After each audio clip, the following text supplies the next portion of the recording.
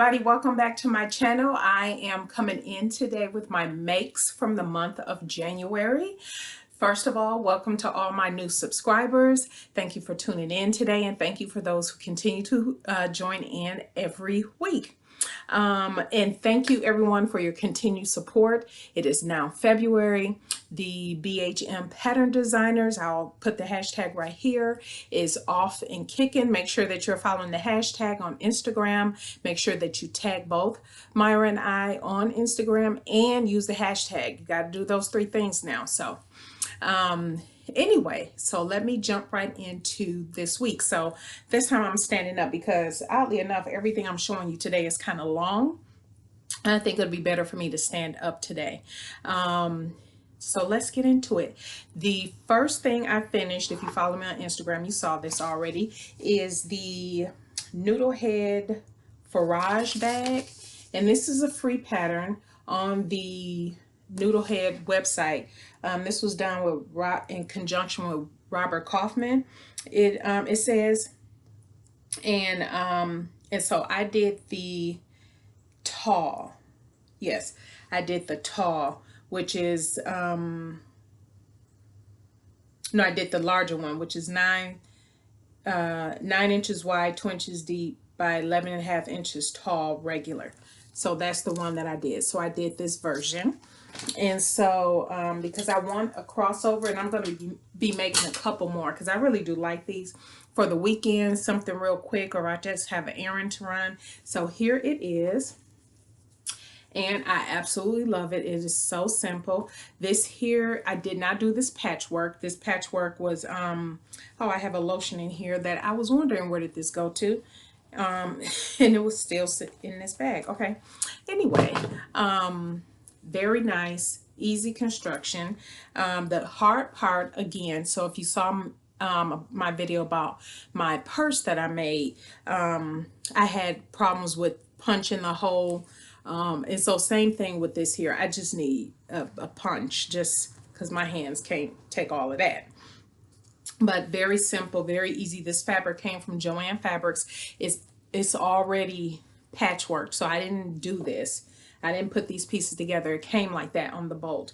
And so used a cute little zipper. This zipper is next to the zippers at Joann's, but it's for, is it for jackets or something? But I just like the look of it so much better.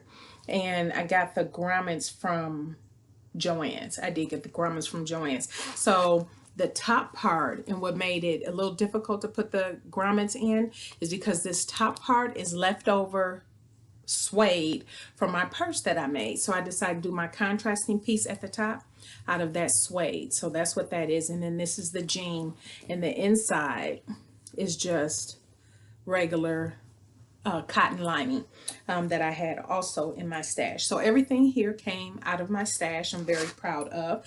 That is one of my goals this year, is to really work through my stash and probably sell those that I won't be using. So this was the first completed item. I'm not sure which one of these I finish next, but you've seen me talk about these before. This is the Cashmerette. I finished actually 3 Cashmerette patterns this month. This is the Cashmerette Appleton, which is a wrap dress. Cashmerette Appleton. And as you all know, I do sew a lot of Cashmerette and a lot of AK patterns because they have a broader size range, and I'm able to grade between sizes. And so for this one, I actually need to go down for all 3 of the Cashmerettes I made this month. I stuck with what I did. So for the sizing for the Appleton, I went with the EF cup, and I started with the top at a 22. I did a 26 at the waist and graded to a 26 at the hip. So it's smaller at the top here, and then the 26 in the waist and hip. I did the same sizes. And so I think it looks fine, actually. I'll pop up a picture here for the wrap, because the wrap, at least I can, for this, because it's a knit, I can pull it a little bit more and just make sure it's nice and snug. But here it is. This is fabric out of my stash. I got this probably 2 years ago. This is a Fabric Mart. This is something from Fabric Mart. Sorry, I do not recall what it is, but it's a nice, it almost feel like a t-shirt material, but it is so nice. And so that turned out lovely. So that is the wrap dress. And same thing with the sizing for the next Cashmerette pattern I made, which is the Turner. I made the Cashmerette Turner. And I used the same sizing.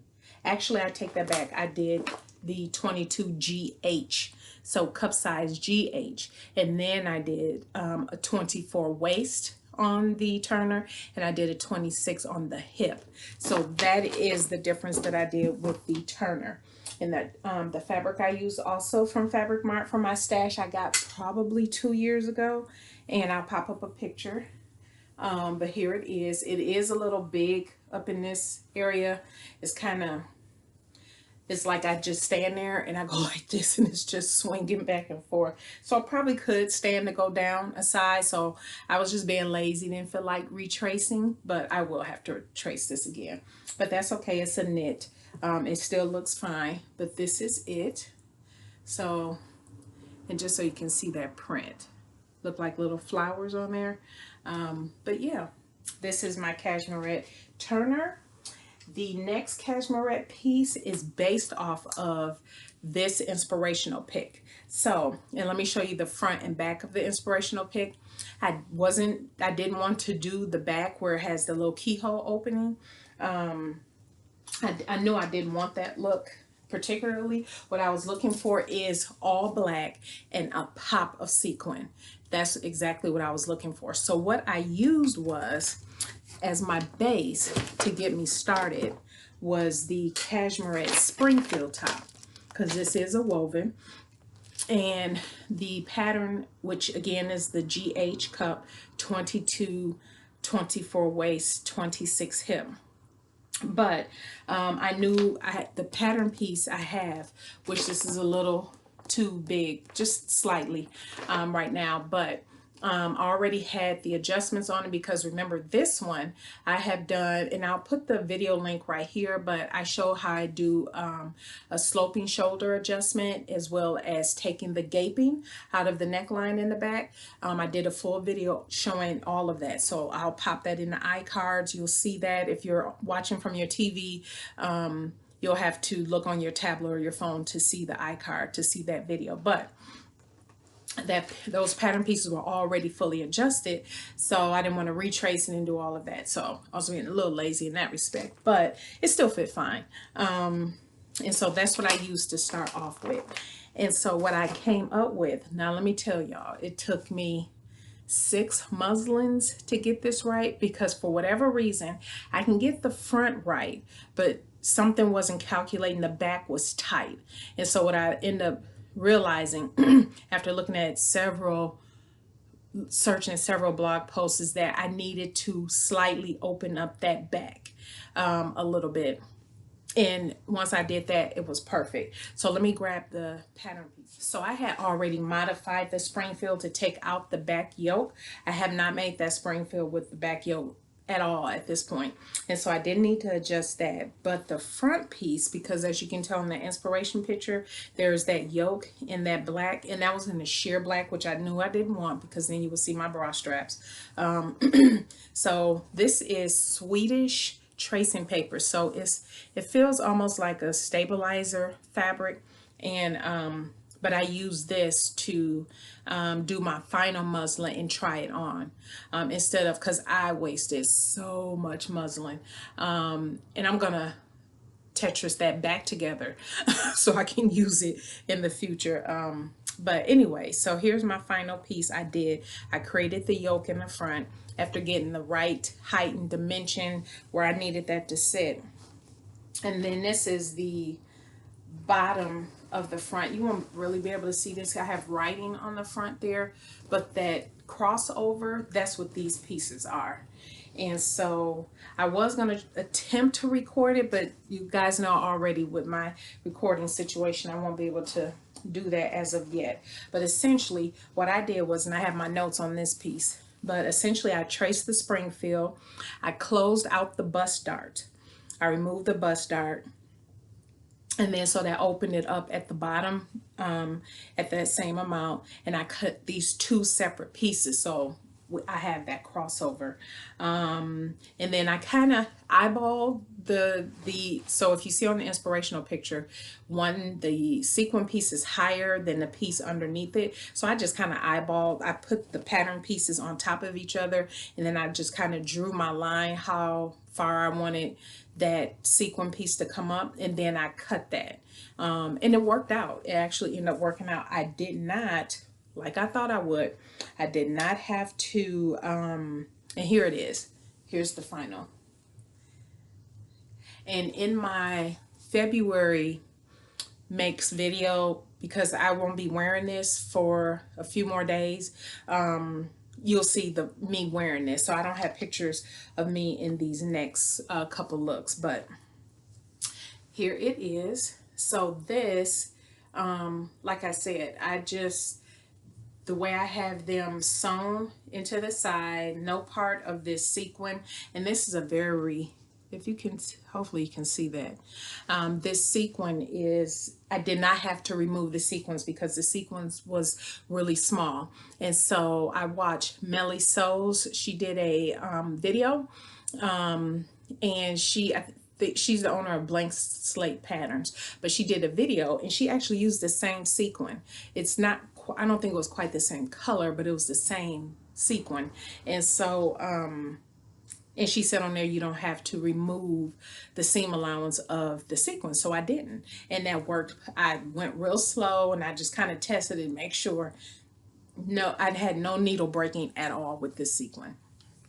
And this is on a mesh back.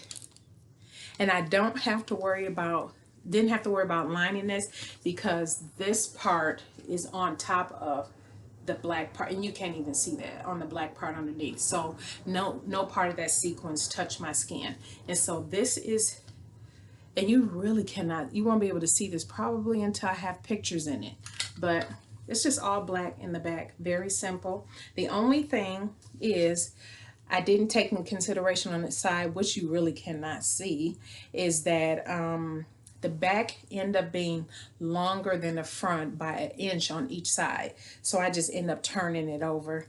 And again, you won't be able to see that because it looks, see, hopefully you can see that. But yeah, it looks like that's just how it's supposed to be made. And so I finished off, because this is a very delicate, this was a rayon crepe. I forget where I got it from, but it's very lightweight. And so I finished the bottoms all with bias tape. And I finished the neck, the arms the same way. And I finished the neckline. Now my neckline is not the best because I did not lay the bias tape right. So when I first put it on, it was sticking up. And then I flipped it over, it was still sticking up. So instead of flipping it under again, I flipped it on the outside, and now it lays down fine. And again, you won't be able to see that, but I'll have pictures in it in my February looks. But yeah. Oh, I did not say what I'm wearing today. I am wearing the Kimberly dress from AK Patterns, and I am rocking my Style So Me Madison cardigan. Yeah, that's what I have on today. So yeah, so I'm happy with it, but it did, trying to figure out the pattern and the look was just like, okay, I don't get it. But I worked through it. 6 muslins. Here we go. Here's the final. So it turned out just fine. And then the last pattern I have to share with you today is I did the Vogue 1510. And this is a Sandra Betzina pattern. And I actually did this one. If you can see view B, let me flip it over. View B. I did not do the gossets, as you can see there, but I still wanted that look in the middle. Now, this actually was a fairly easy pattern to piece together. Initially, what I was planning to make was this Vogue Paco Peralta 1593, but it's not quite in my measurement range. So I'm not, you all know I'm not grading up any patterns anymore. If it's not in my size range, I'm not making it. But this here is, this actually goes up to bust from a 32 inch all the way up to a 55 inch. And the waist goes from a 26 inch all the way up to a 50.5 inch. And the hip goes from 34.5 inches all the way up to a 57. So what I did based on my current measurements is I cut a straight, and they're labeled A, B, C, D all the way up to J. And so I cut a straight I for mine. So let me show you the measurements. So I just cut an I for mine. I probably should have done an H, which is a 49 inch bust. And that would have, and then graded out to a Y to a I to accommodate my hips, but I did a straight I, trying to get these letters together. And so again, because I'll be wearing this in a few days, I don't have pictures in it, but what I used was oh, and I didn't tell you the fabric for this top. The sequin came from fabric.com, and this rayon came from Joann's. Yeah, but here it is. Look at that. I absolutely love this. And this fabric came from Vogue Fabrics. If you remember me talking about my fabric stash, Vogue Fabrics years ago, when I still lived in Wisconsin. And this is a bull denim, so it is extremely soft, so soft, and it's such a deep blue. I am so loving sewing with denim these days, but this is what I wanted. I wanted the two zippers. I didn't want the one long zipper. And let me see if you can see that at the bottom. See how that zips up? So I can zip that up or down as high as I want, depending on how much leg I want to show. And I can still wear it to work, so still appropriate for work. I finished off the arms with bias tape, and I should have done that in the first place, but let me tell you, I thought I wanted to do the facing because I was thinking, oh, will that make it look a little bit more structured? And I messed up on the arm facing, so I took it out, and what ended up happening was, I think it's this side. This is a little bit more scooped out than this side, but it is supposed to have, like, it kind of stands off on the shoulders a little bit.